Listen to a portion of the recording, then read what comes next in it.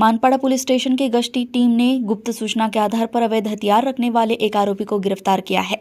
25 दिसंबर 2025 की रात गश्त के दौरान पुलिस को सूचना मिली कि कल्याण पूर्व के पिसावली क्षेत्र का एक युवक देसी पिस्तौल के साथ घूम रहा है।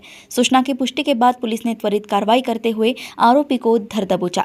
पुलिस ने आरोपी के पास से एक देसी पिस्तौल और 2 जिंदा कारतूस बरामद किए। आरोपी के खिलाफ शस्त्र अधिनियम के तहत मामला दर्ज कर आगे की जांच शुरू कर दी गई है। यह कार्रवाई वरिष्ठ अधिकारियों के मार्गदर्शन में की गई। मानपाड़ा से रणजीत मस्के की रिपोर्ट।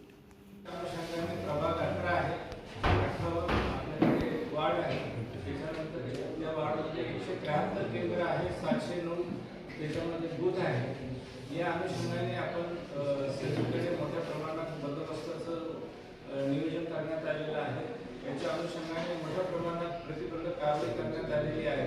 मागील इलेक्शनच्या वेळेस ज्यांच्यावर गुन्हे दाखल करण्यात आले होते किंवा झाले होते अशा सर्व लोकांना प्रतिबंधक कारवाई घेण्यात आलेली आहे।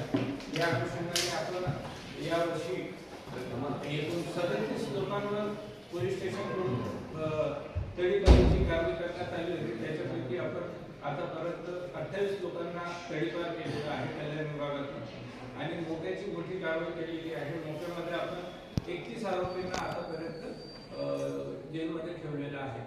ही मोठ्या प्रमाणात प्रतिबंधक कारवाई इलेक्शन पूर्व तयारी झालेली आहे।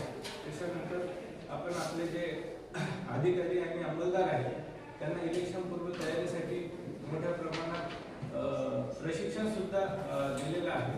रूट मार्च नियमित आपले चालू आहे।